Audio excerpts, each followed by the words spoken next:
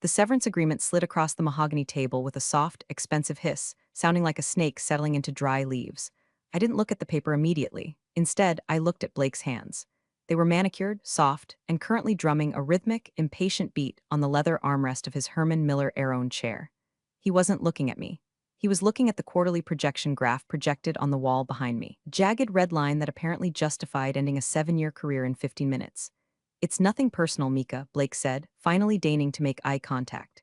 His eyes were that hollow shade of blue you usually find on error screens. "We're pivoting. Leaner meaner, the board wants hard assets, tangible ROI. And frankly, your department, what do you call it? Cultural bridge building? It's a cost center, it's soft skills. We need sharks, not diplomats." I sat perfectly still, my hands folded in my lap.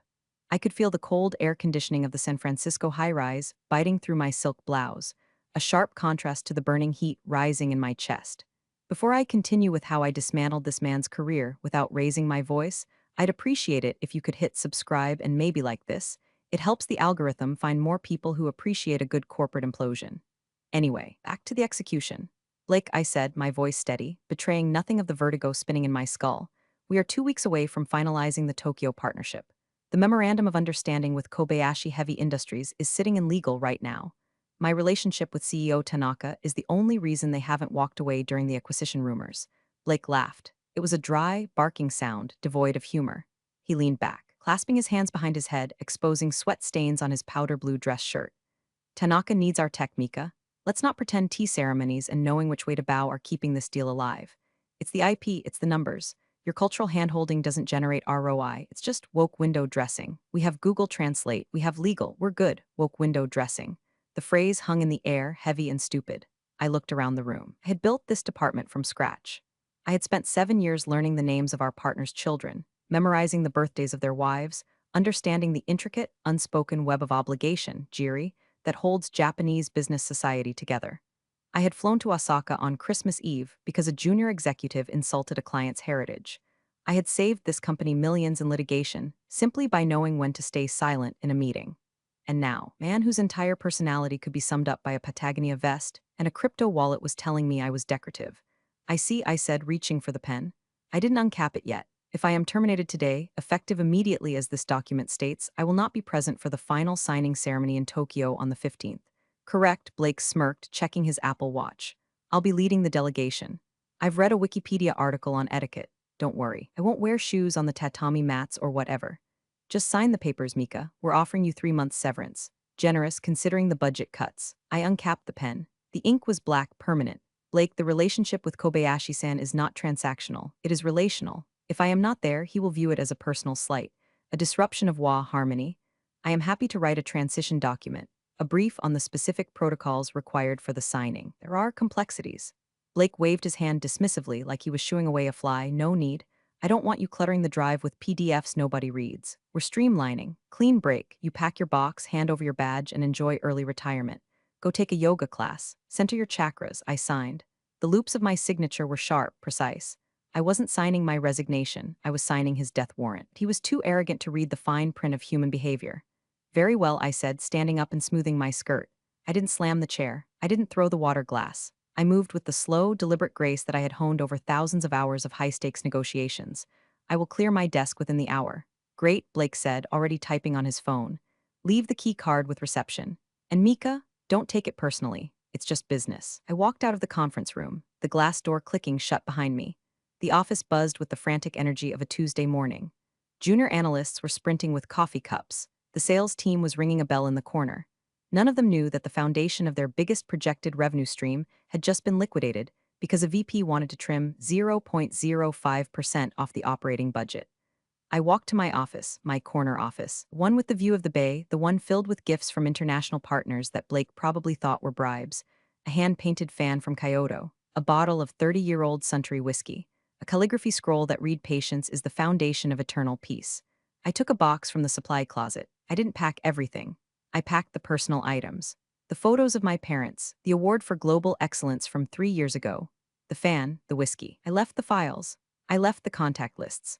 I left the handwritten notes on Tanaka-san's preferences, that he hates green tea but loves roasted barley tea, that his left knee bothers him when it rains so we always book restaurants with elevators, that his granddaughter collects American state quarters. I left it all because Blake wanted a clean break. He wanted to streamline. As I taped the box shut, my phone buzzed. It was an email from Tanaka-san's executive assistant, asking about the flower arrangements for the signing ceremony. Mika-san, regarding the ikebana, should we prioritize the chrysanthemum or the iris? The chairman wishes to honor your company's longevity. I looked at the phone. I looked at the empty desk. I didn't reply. I picked up my box, walked to the elevator, and pressed the down button. The doors opened, revealing a reflection of a woman who looked calm, poised, and utterly professional. Inside, I was burning with a cold, clear fire. Blake thought he had cut a cost. He had no idea he had just severed the aorta of the deal.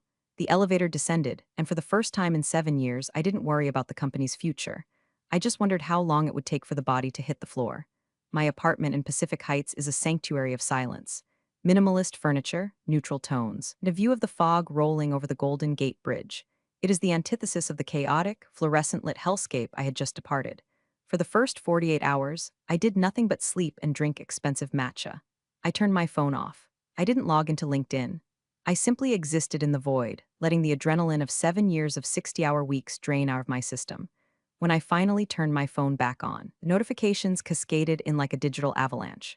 17 missed calls from the office, 4 voicemails from the legal department, and a chain of emails from the Tokyo team that had been forwarded to my personal address by a sympathetic former assistant, Sarah.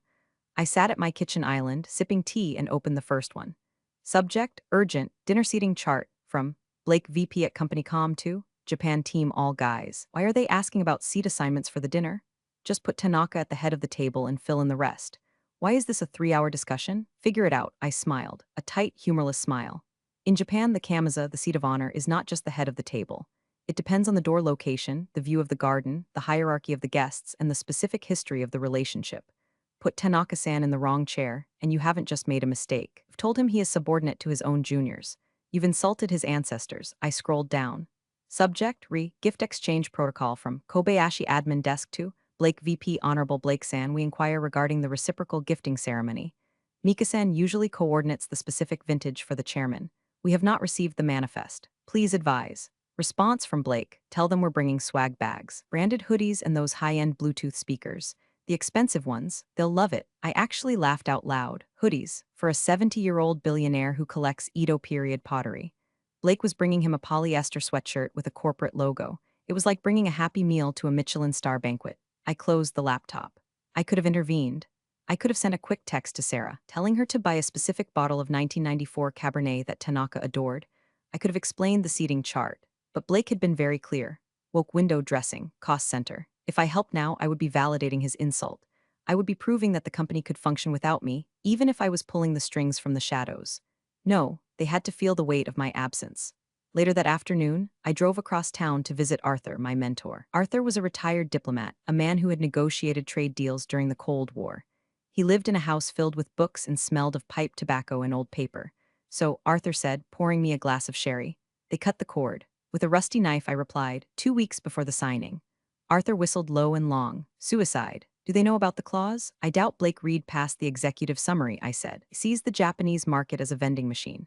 Put money in, get tech out. He doesn't understand that the machine has a soul. And Tanaka, he's a man of extreme pride, I said. He values loyalty above profit.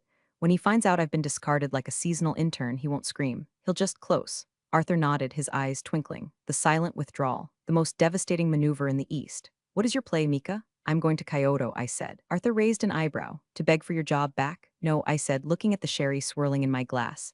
To attend the International Symposium on Cross-Cultural Commerce. It's held at the Kyoto International Conference Center. Next week. Ah, Arthur smiled. And who sits on the board of that symposium? Tanaka-san's son, I said. Brilliant. Arthur raised his glass. You aren't going to sabotage the deal, Mika. You're simply going to exist. You're going to be visible, honorable, and employed by yourself. You will let them see the contrast between your respect and your former company's negligence. Exactly, I said. I'm not fighting Blake. I'm just going to let him fight himself. He's bringing hoodies to a sword fight. I left Arthur's house feeling lighter. The plan was in motion. Back at my apartment, I saw another email notification pop up on my phone. Subject, where are the files? From Blake VP Mika. If you deleted the donor lists and the protocol docs, that is destruction of company property. Legal is CC'd. Where is the Japan Bible you talked about? I didn't delete anything. I just hadn't organized it for him. The files were there, buried in 7 years of subfolders, labeled in a mix of English and kanji, organized by a logic that only I understood. I typed a reply. I deleted it, instead. I opened a new tab and booked a first-class ticket to Osaka. One way. The cracks were starting to show, and I was about to go watch the dam break from the front row. While I was packing my Rimowa suitcases with modest, high-collared dresses suitable for Kyoto's conservative business climate, Blake was apparently taking a victory lap around the office. According to Sarah, who was risking her own job to keep me updated via encrypted signal messages, Blake had announced in the Monday all-hands meeting that the Tokyo deal was locked and loaded. He literally used the phrase slam dunk, Sarah texted. He told the team that some people overcomplicate international business to justify their salaries, but he's proving that American dynamism is what really sells. American dynamism. That's what he called it. I called it loud incompetence, but potato, potato. I landed in Osaka on a Tuesday, 3 days before Blake's delegation was scheduled to arrive. The humidity hit me the moment I stepped out of Kansai Airport, a thick, warm blanket that smelled of sea salt and distant asphalt. I took the Haruka Express train to Kyoto, watching the dense urban sprawl give way to green hills and tile-roofed houses. My hotel was a ryokan in the Higashiyama district, a place of hushed whispers and cedar wood baths. I wasn't here to relax, though. I was here to work, but not for Blake. The International Symposium was a gathering of the elite, diplomats, CEOs, and cultural attaches. I arrived early on the first day, wearing a charcoal suit that whispered authority. I registered under my own consulting LLC, which I had formed approximately 4 hours after being fired. The moment I walked into the main hall, I felt the shift. It wasn't loud. It was a subtle realignment of attention. Several executives recognized me. Bows were exchanged. Business cards, Meishi, were presented with 2 hands studied carefully and placed in leather holders, not shoved into pockets. And then I saw him. Kenji Tanaka, the son of the chairman of Kobayashi Heavy Industries. He was standing near a display of sustainable energy prototypes, looking bored as a British consultant droned on about carbon credits. I approached slowly. I didn't interrupt. I waited until there was a natural lull in the conversation, waiting in his peripheral vision so he could acknowledge me or ignore me. He turned. His eyes widened slightly, the only sign of surprise he would ever show. "Mika-san," he said, bowing low, "I did not expect to see you. My father believes you are in California preparing the final documents for the signing."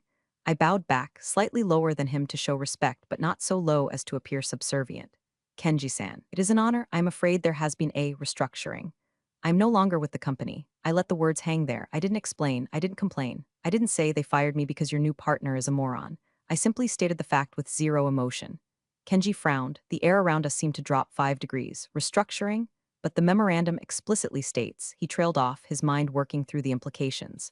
Does Blake-san know? Mr. Blake is a man of great confidence, I said carefully. He believes the deal stands on its technical merits alone. Kenji looked at me, really looked at me. He saw the lack of panic. He saw that I was here at a prestigious conference respected by his peers while my former company was flying blind. This is disturbing, Kenji said quietly. My father values continuity. He refers to you as the Osuagakari, the one who cares for the relationship. If you are gone, I am sure Mr. Blake has a plan. I lied. He is bringing gifts. High-end speakers, I believe. Kenji's face went blank. Speakers. We manufacture speakers components for half the world. I know, I said softly. And he is bringing them to my father, a man who is deaf in his left ear? I didn't know whether to laugh or cry. I actually hadn't known Blake was that unlucky, but it made sense. Blake didn't do research. I am here simply to maintain my own relationships in the region, I said. Please, do not let my presence disturb your business with my former employer. I wish them only the best. You are very gracious, Mika-san, Kenji said, more gracious than they deserve. He bowed again, deeper this time. I must make a call. He walked away toward the terrace gardens. I watched him go, taking a sip of lukewarm water. I hadn't struck a match. I hadn't poured gasoline. I had simply told the truth in a room where reputation was currency. Back in California, Blake was probably high-fiving his reflection in the mirror, thinking he was the master of the universe. He didn't realize that in Kyoto, the ground had just shifted beneath his feet. The foundation wasn't just cracked anymore. I had just removed the rebar. The disaster unfolded in real time, transmitted to me via a series of bewildered texts from the Japanese administrative staff, who confusingly still thought I was in charge. They didn't know I'd been fired. They just thought I was delayed. They were messaging me for help because Blake's team was currently setting fire to 200 years of decorum. Text from Yumi, Kobayashi reception. Mika-san, the delegation arrived. They are loudly complaining about the jet lag in the lobby. The tall one, Blake-san, is wearing sunglasses indoors. Is this a medical condition? I sat in a tea house in Jin reading the message. Sunglasses, indoors. In the lobby of a conservative zaibatsu, it screams yakuza or disrespectful tourist. Take your pick. Text from Yumi, they did not bring business cards. The junior assistant Tyler tried to airdrop his contact info to Chairman Tanaka. The chairman does not have an iPhone. There was awkward silence. I closed my eyes. The Meishi exchange is sacred. It's not about the contact info, it's about the ritual. You present the card with two hands, name facing the recipient. You receive theirs with reverence. You study it. By trying to airdrop a V card, Tyler had essentially told the chairman, I can't be bothered to print a piece of paper for you. But the real horror show happened at the welcome dinner that evening. I wasn't there, but I heard about it from Kenji, who met me for a discreet drink later that night at a bar that seated only 8 people and served whiskey older than the American Constitution. It was colorful, Kenji said, swirling his ice. He looked exhausted. Tell me, I said. Blake-san refused the seating arrangement, Kenji said. We placed him next to the VP of Operations as is protocol for his rank. He insisted on sitting next to my father. He moved the place card himself. I winced. He moved the card? He moved the card. And then Kenji took a long drink. He poured his own sake.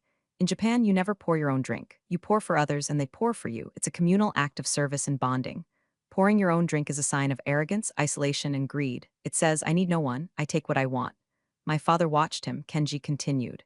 He watched him pour the sake, spill a little on the tablecloth, and then slap my father on the back and say, let's get this bread, Tanaka-san. Please tell me he didn't say let's get this bread, I whispered. The translator struggled, Kenji admitted. She translated it as let us acquire the wheat products. My father was very confused. He thought Blake was proposing a bakery venture. Kenji, I am so sorry, I said. I felt a genuine pang of shame. Even though they weren't my team anymore, they were my countrymen. They were embarrassing my culture in front of his. It gets worse, Kenji said. When we presented the gift, a hand-forged katana from a living national treasure, symbolizing the cutting edge of our partnership, Blake laughed. He asked if he could carry it on the plane. He made a joke about Kill Bill. The silence in the bar was heavy. A living national treasure sword is priceless. It's a spiritual object, making a movie reference, it's sacrilege. And then Kenji sighed. He gave my father the speakers. He said, these have insane bass, old man. You'll feel it in your chest, and your father, he smiled. The smile he uses before he fires someone. He thanked Blake for the noise machines. Kenji looked at me. Mika-san, my father asked where you were 3 times. Blake evaded the question. He said you were handling logistics stateside. He lied. I know, I said. Why? Because he thinks he doesn't need me. He thinks the contract is stronger than the relationship. Kenji set his glass down. The contract is the relationship. He does not understand that if there is no trust, the ink does not stick to the page. My phone buzzed again. It was a text from a lawyer at my old firm, someone who had actually read the documents.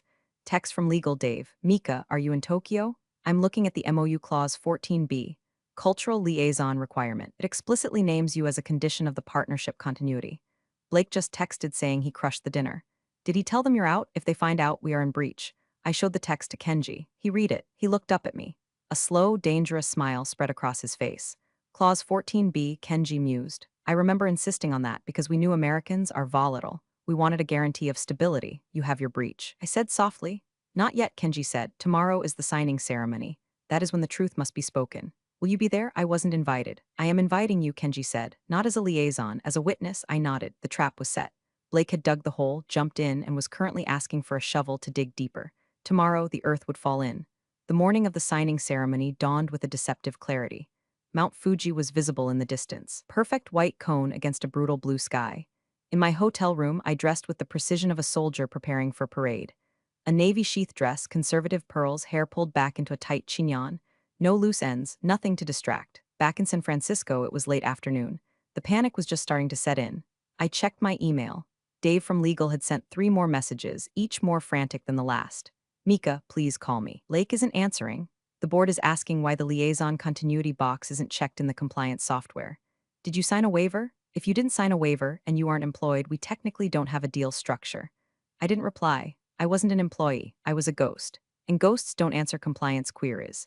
I imagined Blake in his hotel suite at the Ritz-Carlton. He was probably hungover from the sake he poured himself. He was probably shouting at the junior staff to find the HDMI cables. He was likely practicing his signature, thinking about the bonus he was going to buy a boat with.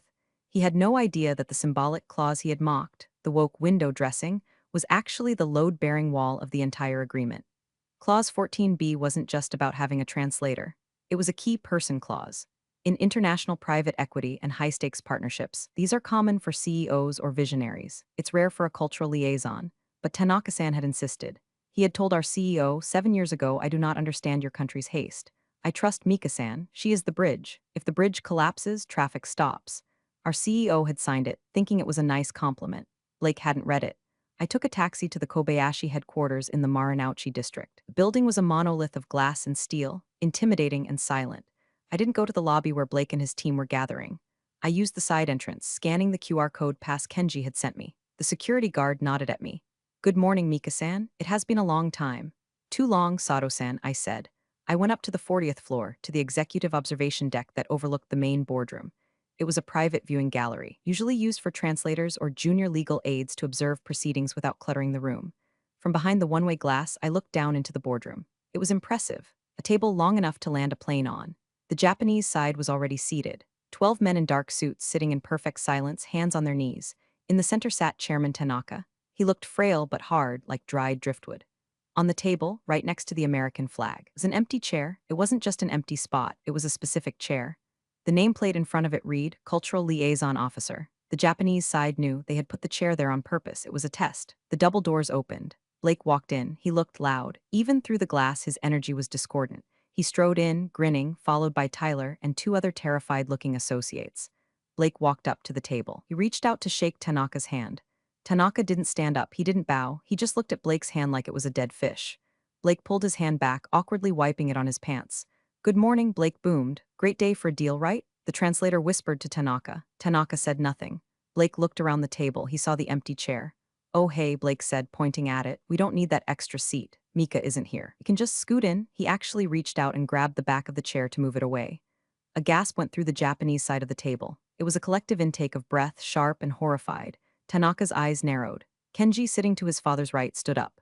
Blake-san, he said, his English perfect and cold. Please do not touch the chair. Blake froze. Okay, just trying to make room, didn't want it to look empty. It is empty, Kenji said. That is the point. Blake laughed nervously. Right, symbolic, I get it, very deep. Anyway, let's get to the signing. I've got a flight at 6 p.m. I watched from the gallery, my heart hammering against my ribs, not from fear, from the pure adrenaline-soaked anticipation of justice. Blake had just tried to physically remove the symbol of the company's honor. He sat down. He opened his folder. He uncapped his pen. Okay, Blake said. Where do I sign? He looked up. No one on the Japanese side had moved. They weren't opening their folders. They were staring at the empty chair. The storm had arrived. The silence in the boardroom was heavy, physical. It pressed against the glass of the observation deck. I could almost feel the weight of it on my skin. Down below, the air conditioning hummed, a low drone that sounded like a dying insect. Blake shifted in his seat. He looked at his watch. He looked at Tyler. He looked at the translator. Is there a problem? Blake asked. His voice was a little higher than usual. Do we need to wait for tea? I love tea. Green, right? Chairman Tanaka sat like a stone statue. He didn't look at Blake. He was looking fixedly at the empty chair with the Cultural Liaison Officer nameplate. Finally, Tanaka spoke. His voice was a rasp, quiet but carrying immense power. He spoke in Japanese. The translator, a young woman who looked like she wanted to be anywhere else on Earth, cleared her throat. She looked terrified. She knew what she had to translate. The chairman asks, she stammered, where is Mika-san? Blake sighed, an exaggerated exhalation of impatience. Okay, look, I told you guys. Mika is unavailable. She's no longer with the project. We've streamlined the team. Efficiency. You guys like efficiency, right? Toyota? Kaizen? He threw out the buzzwords like breadcrumbs, hoping the pigeons would bite. Tanaka didn't blink. He spoke again. Translator, the chairman asks, is she ill? No, Blake said. She's fine. She's just not here. Look, with all due respect, Mika was just an interpreter. I'm the VP of strategy. I have the authority to sign. We don't need her to hold the pen. Just an interpreter. I saw Kenji's hand tighten into a fist on the table. To call a cultural liaison just an interpreter is like calling a neurosurgeon just a mechanic. It misses the entire point of the operation. Naka slowly turned his head to look at Blake. It was the movement of a heavy turret gun finding its target. Mika-san, Tanaka said, speaking English for the first time in 7 years. His accent was thick, but every word was a hammer blow. Knows my wife's name. Mika-san knows my father's grave. Mika-san is trust. He pointed a shaking finger at the empty chair. No Mika, no trust. Blake laughed again, but it sounded like a choke. Okay, that's very poetic, Chairman. Really? But we have a contract. We have an MOU, and frankly, we have a deadline. If we don't sign today, the stock price impact contract, Tanaka interrupted. He switched back to Japanese, speaking rapidly now, his voice rising in volume. The translator went pale. The chairman says the contract includes Article 14b. It stipulates the presence of the designated liaison. He asks, if you have terminated Mika-san, do you notify us 30 days prior as required by the change of key personnel clause? Blake froze. I could see the gears grinding in his head. He hadn't read it. He had absolutely no idea that clause existed. Blake said. Legal handles the fine print. I'm sure they sent an email. Maybe it went to spam. You know how technology is. He was gaslighting a billionaire industrialist. It was breathtaking. Tanaka looked at Kenji. Kenji nodded slowly. Kenji opened his folder. He pulled out a single sheet of paper. We received no notification, Kenji said. However, we did receive a Google alert that your company filed a WARN notice in California listing cultural department as eliminated. Is this true? Blake's face went from flushed to chalk white. That's internal HR matter. It doesn't affect the deliverables. It affects the honor, Tanaka said. The chairman stood up. The sound of his chair scraping back was like a gunshot. Startled, Blake stood up too. Whoa, okay, let's calm down. If you need a liaison, I can hire one. I'll get the best one in Tokyo. I'll get you 10 liaisons. Just sit down, let's sign, and we can sort out the staffing later. Tanaka looked at Blake with an expression of profound pity. You cannot buy soul, Tanaka said in English. He turned to the empty chair. And then, he did the unthinkable. He bowed to the chair. It was a deep bow, a respectful bow, a bow you give to a valued equal. He held it for 3 seconds. Then he straightened up, turned his back on Blake, and walked toward the door. We are finished, the translator whispered. Her voice trembled. The meeting is over. Wait, Blake shouted. He actually rounded the table, chasing the 70-year-old man. You can't just walk out. We have a deal? This is a $160 million partnership. Can't tank this over one employee. Tanaka stopped at the door. He didn't turn around. The deal was not the money, Tanaka said. The deal was the people. You have no people. He walked out. The 12 executives followed him in a silent, flowing line. Blake was left standing alone in the massive boardroom, clutching his plastic pen, next to the empty chair that had defeated him. Up in the gallery, I let out a breath I didn't know I was holding. It was done. The bridge had collapsed, and Blake was standing in the wreckage.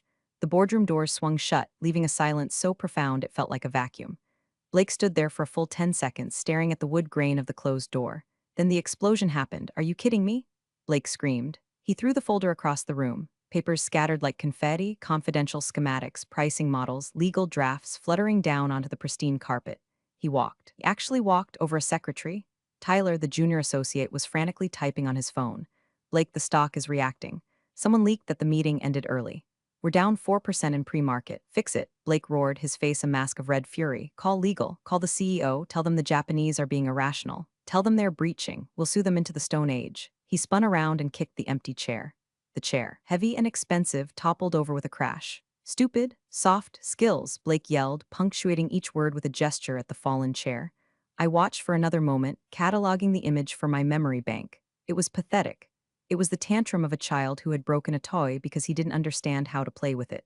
I turned away from the glass and walked out of the observation deck. I took the elevator down to the lobby. I knew exactly where Tanaka and his team would be going. There was a private tea garden in the courtyard of the building, a place they went to decompress after high-stress meetings. I walked into the garden. The noise of the city faded away, replaced by the trickle of a bamboo water feature. Tanaka was sitting on a stone bench, looking at a koi pond. Kenji was standing beside him. The other executives were clustered quietly in the background. I walked onto the gravel path. My heels made a crunching sound. Kenji looked up. He nudged his father.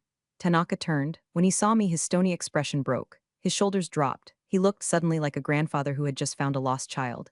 Mika-san, he said softly. I walked up to him. I didn't offer a handshake. I didn't offer a hug. I bowed. A deep 45-degree bow held for the appropriate count. Chairman, I said in Japanese, I am deeply sorry for the disruption to your day. I am ashamed that my country sent you such rudeness. Tanaka stood up. He walked over to me. He didn't bow. He reached out and took both my hands in his. This was a breach of protocol so massive, so affectionate that the executives behind him gasped again. You are not with them? Tanaka asked, searching my face. No, I said. I was terminated. I am a free agent. Tanaka nodded, a fierce light returning to his eyes. Good. Then you are free to accept a new offer. He looked at Kenji.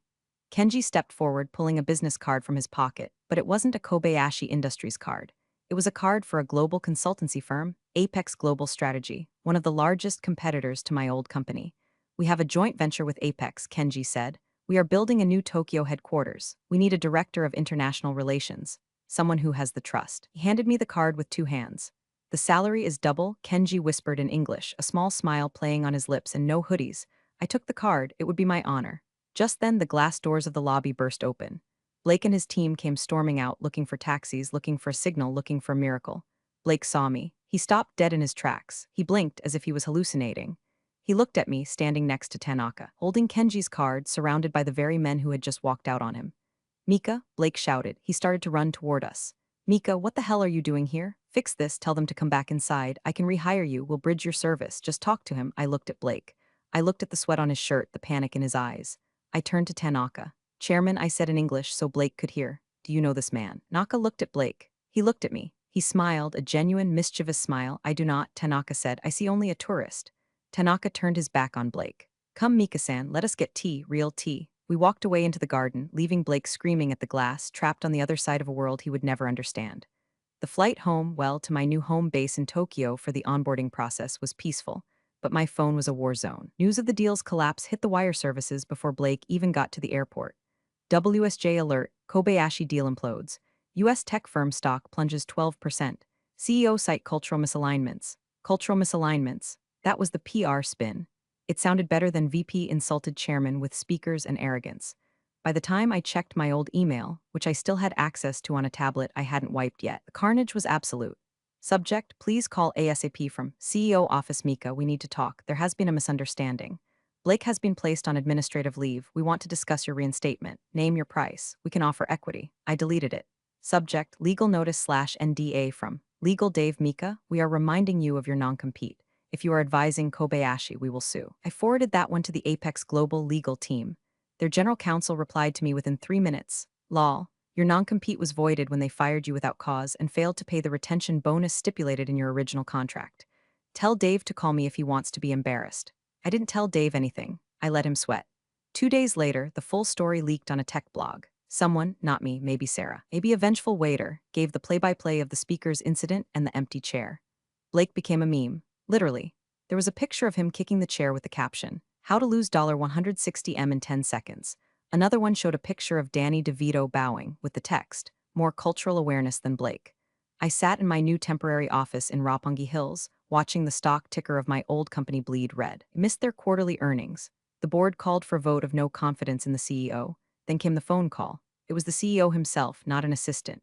Mika, he said. He sounded old, tired. Hello, David, I said. We messed up, he said. I let Blake run loose. I didn't value the soft side. I see that now. Tanaka won't take my calls. He returned the speakers unopened. Mika, you're the only one he trusts. If you come back, we can salvage this. I'll fire Blake. I'll give you the VP title. Please, it was a tempting moment to go back as the savior, to rule the kingdom that had exiled me, but I looked out the window at the Tokyo Tower glowing in the night. I looked at the orchid on my desk, a gift from Kenji. David, I said, you didn't just mess up a meeting. You broke the law. You can't fix that with a VP title. We can pay you. I'm already employed, I said. My new employer values the bridge before the toll. Who? David asked.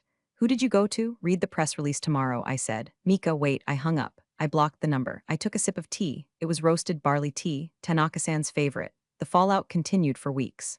Blake was officially fired for cause. He tried to sue for wrongful termination, claiming he was set up. The discovery phase revealed his emails calling the Japanese team dinosaurs and me window dressing. He settled for pennies and is now reportedly working as a consultant for a crypto startup that is currently under SEC investigation. My old company had to restate their earnings. They laid off 15% of the staff. I felt bad for the staff, for Sarah, for the innocent ones. I hired Sarah a week later as my operations manager. I learned the hard way that culture isn't a line item. It's the operating system. If you crash the OS, the hardware is just a paperweight. 6 months later, I am sitting in my permanent office in Osaka. The walls are glass, but they overlook the castle gardens, not a parking lot. My title is Executive Director of Pacific Strategy. The partnership between Apex Global, my new firm, and Kobayashi Heavy Industries was signed last week. It is worth $200 million. The signing ceremony was flawless. There were no empty chairs. I sat next to Chairman Tanaka. We drank 1994 Cabernet. He told me jokes about his granddaughter. He didn't mention Blake. Blake is a ghost, a bad spirit that has been exorcised from the building. Yesterday, I received a package from California. It was from the HR department of my old firm. A standard Cobra benefits termination notice. The final bureaucratic whimper of my former life. I shredded it. I don't drink alone to Danny DeVito asthma, and I don't sabotage collagen injections. My revenge wasn't messy. It was clean. It was precise. It was exactly what they deserved. I won by being exactly who I was, the person who knew which way to bow. I walked over to the window. The sun was setting over Osaka, turning the sky a bruised purple. On my desk sits a framed copy of the new Memorandum of Understanding. The final clause, Clause 19, is highlighted in gold ink by Tanaka himself. This agreement is founded upon the mutual trust established and maintained by Mika-san. Her presence is required for all future amendments. I smiled. Blake called me window dressing. He was right. I am the window. And without me, they couldn't see the world. So, to anyone out there being told their soft skills don't matter, or that their cultural knowledge is just fluff, let them think that. Let them fire you. Let them bring hoodies to a sword fight. And then, sit back and watch them bow to the empty chair. Because in the end, the empty chair is the loudest person in the room.